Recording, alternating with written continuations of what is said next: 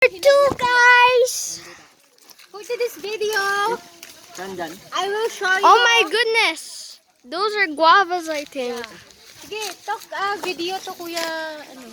Ayun na lang. No, it's not good. Nako. The other one, the big one. Lang. Yan no. Yan. Maybe the light color. Yeah, that one. Oh, you take it off. It's a sayang. Oh. I don't. Bite this one. No, I don't like guava. Why? My swing. Guava is good. Only my mom likes it and my dad. So here's the long beans again, I guess. Mommy! Mommy! We saw native guava.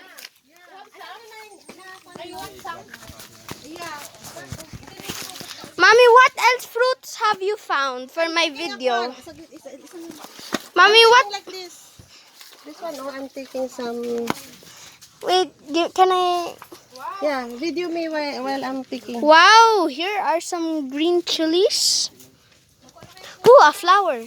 Ooh, what is that? Ay, pwede ba to? Ito ba yung pinakon nila, pinapaksiw nila na walang haalang? Opo. Ah. Na may tanim sila na ganyan. Mommy, what else?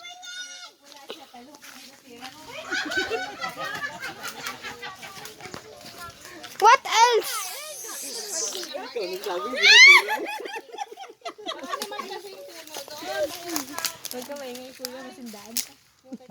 Bari-bari. What are you eating? Ay, Yung kalala sili nita. orange guava. Daddy, what else plants have you found? This intelligence is for your lolo. Until that, What are these, Dad? that is squash pumpkins. So those are squash, aka pumpkins. Until there. Until over there, they are very, very long. Wow. Uri na kayo nagtubong at tinupukan na tanay. Kasi kung pagbungo siguro. Ha? I already saw it. Tomato in Philippines. Huh? Tomato. Oh my goodness! I didn't see these. These are tomatoes. Native tomatoes. Native tomatoes. Oh man, part 3 coming out soon, guys. In a couple seconds. Okay, bye.